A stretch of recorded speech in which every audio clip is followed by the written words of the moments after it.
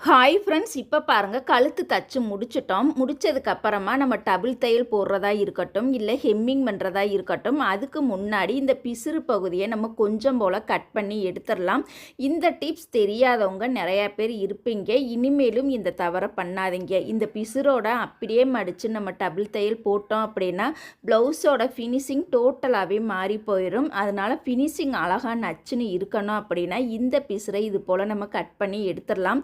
அதுக்கப்புறமா நம்ம மடித்து விட்டு நம்ம ஹெம்மிங் பண்ணுறா இருந்தாலும் ஹெம்மிங் பண்ணிக்கலாம்.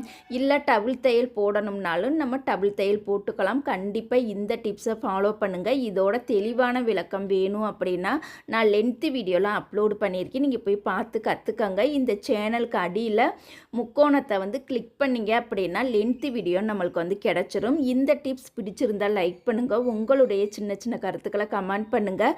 சப்ஸ்கிரைப் பண்ணாதவங்க சப்ஸ்கிரைப் பண்ணிக்கங்க.